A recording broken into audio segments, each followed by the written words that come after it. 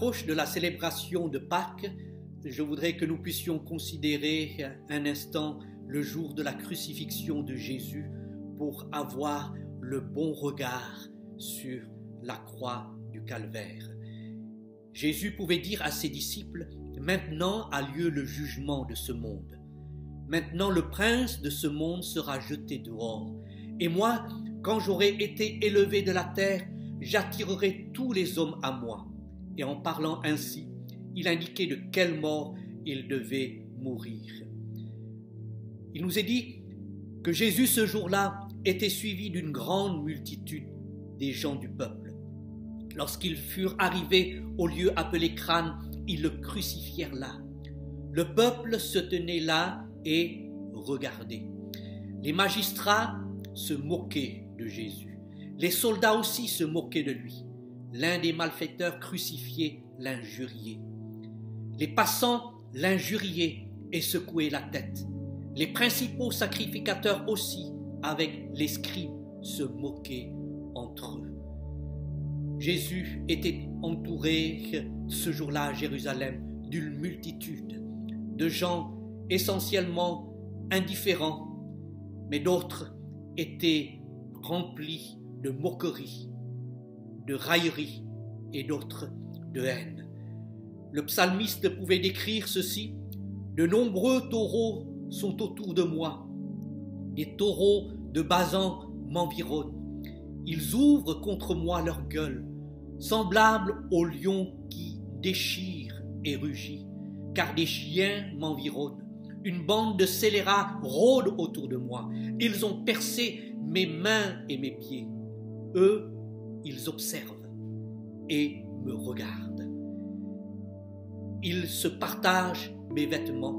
Ils tirent au sort ma tunique. » La foule était essentiellement tournée loin du Seigneur Jésus, même s'ils pouvaient voir de leurs yeux la croix et Jésus crucifié. Par contre, au milieu de cette foule, et durant toute cette journée de crucifixion, il nous est montré que certains se sont arrêtés, ont pris le courage et le temps nécessaire pour se rapprocher de la croix et pour prendre position, pour se laisser influencer, contemplant cette croix. Et parmi eux, il nous est parlé qu'il y avait aussi de loin Marie de Magdala, Marie, mère de Jacques, le mineur de Jose, et Salomé qui le suivait et le servait en Galilée, et plusieurs autres qui étaient montés après lui à Jérusalem. Mais quelque temps plus tard, l'apôtre Jean dit: « Maintenant, près de la croix, se tenait sa mère et la sœur de sa mère, Marie, femme de Clopas, Marie de Magdala. » Et Jésus voyait auprès de sa mère le disciple qu'il aimait, l'apôtre Jean.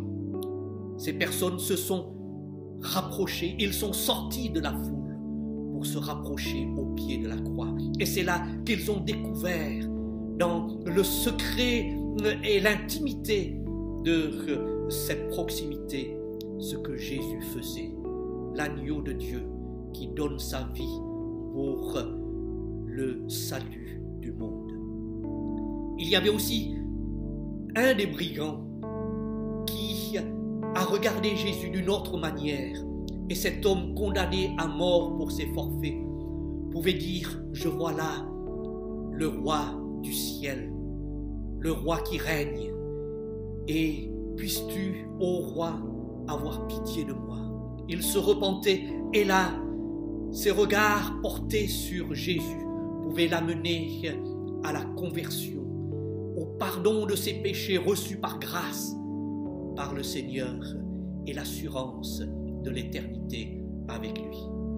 Il y avait également Nicodème, le disciple en secret, qui en regardant Jésus en croix a trouvé le courage de sortir de l'ombre pour afficher sa foi au milieu de ces gens qui rejetaient le Seigneur.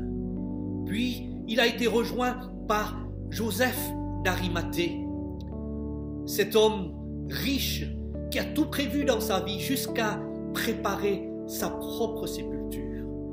Mais au regard qu'il avait sur Jésus, sur la croix, il a compris et il a donné sa vie, ses biens, son être tout entier pour servir le Seigneur. Et il a offert jusqu'à sa sépulture, ce qu'il avait réservé, le tombeau vide qu'il avait réservé pour lui, pour l'offrir au Seigneur.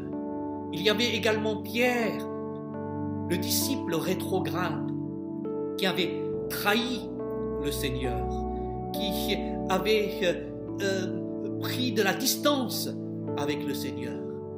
Mais quand ses regards se sont portés vers la croix, il pleura aussi amèrement. Quand Jésus était condamné à la croix, il a regardé vers ce condamné et cela a bouleversé son cœur. Il est sorti de sa misère pour se repentir et pour retrouver auprès du Seigneur qu'il a accueilli tout à nouveau, pour retrouver la communion et l'intimité avec le Seigneur. Comment as-tu ton regard sur la croix? Veux-tu toi aussi sortir de la foule et venir vers le Seigneur et considérer ce que Jésus a fait à la croix pour toi? Voilà ce que Jésus pouvait dire, comparant ce qu'il a fait avec cet épisode où Moïse a dû élever dans le désert un serpent d'airain pour que ceux qui étaient mordus par le venin des serpents du désert, qui étaient touchés et qui mouraient à cause de cela, en regardant vers cette perche, ils étaient délivrés et sauvés de la mort. Et Jésus pouvait dire que Moïse éleva le serpent dans le désert. Il faut de même que le Fils de l'homme soit élevé, afin que quiconque croit en lui ait la vie éternelle. Car Dieu a tant aimé le monde qu'il a donné son Fils unique, afin que quiconque croit en lui ne périsse point, mais qu'il ait la vie éternelle. Dieu, en effet, n'a pas envoyé son Fils dans le monde pour qu'il juge le monde, mais pour que le monde soit sauvé par lui. L'apôtre Pierre pouvait dire: Christ a souffert une fois pour les pécheux, lui juste pour les injustes, afin de nous amener vers Dieu. Et l'auteur aux Hébreux d'ajouter: nous avons ainsi, au moyen du sang de Jésus, une libre entrée dans le sanctuaire, par la route nouvelle et vivante qu'il a inaugurée pour nous, à cause de la croix. Et avant de terminer, lisons ce que le prophète Ésaïe, 700 ans avant l'action de Jésus à la croix, il pouvait dire ceci: méprisé et abandonné des hommes, homme de douleur et habitué à la souffrance, semblable à celui dont on détourne le visage, nous l'avons dédaigné, nous n'avons fait de lui aucun cas. Cependant, ce sont nos souffrances qu'il a portées, c'est de nos douleurs qu'il s'est chargé, et nous l'avons considéré comme puni et frappé de Dieu et humilié. Mais il était blessé pour nos péchés, brisé pour nos iniquités. Le châtiment qui nous donne la paix est tombé sur lui, et c'est par ses meurtrissures que nous sommes guéris. La croix, c'est pour moi. La croix, c'est pour toi. C'est pour ton salut. C'est pour ta guérison. C'est pour ton bonheur. C'est pour ta réconciliation avec Dieu. Comment portes-tu ton regard vers le Seigneur? Veux-tu rester encore au milieu de cette foule indifférente ou haineuse? Ou veux-tu rejoindre ce groupe d'intimes au pied de Jésus? Rejoindre le brigand dans sa repentance? Rejoindre Nicodème et Joseph d'Arimathée pour avoir le courage de s'afficher pour le Seigneur et le servir avec tout ce que nous avons? Ou rejoindre l'apôtre Pierre si tu as pris de la distance ou si tu t'es éloigné du Seigneur? Regarde à la croix, c'est pour toi que Jésus a donné sa vie. laisse en cette journée, durant cette journée où pendant 6 heures, Jésus a agonisé sur cette croix. On peut passer et repasser pendant cette journée avec une vision sur la croix qui transforme complètement notre vie. Que Dieu te bénisse en ce jour. Peut-être que tu auras à écouter et à réécouter ce message et à te tenir, toi, seul, au pied de la croix pour te laisser impacter, transformer par ton regard à la croix. Je te laisse à l'écoute d'un cantique qui nous parle de Jésus dressé là-haut sur la croix du calvaire, mourant pour nous, rédempteur adorable. Que le Seigneur te bénisse.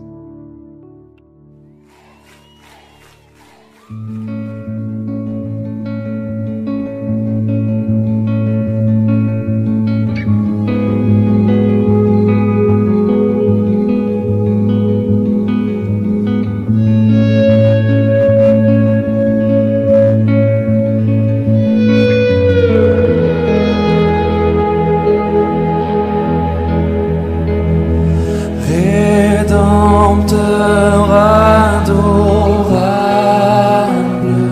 sur la croix attachée, traité comme un coupable, brisé pour mon péché. Ton angoisse suprême,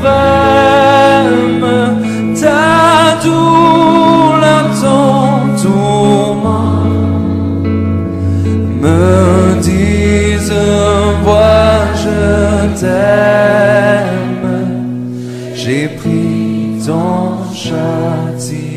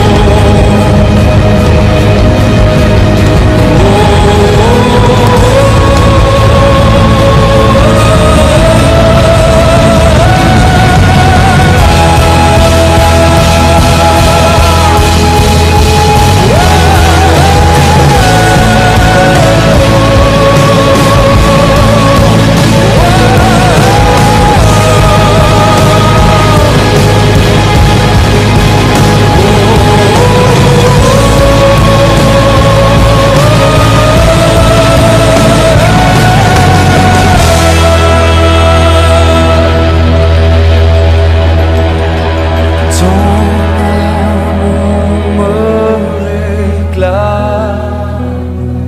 Me voici, cher Sauveur,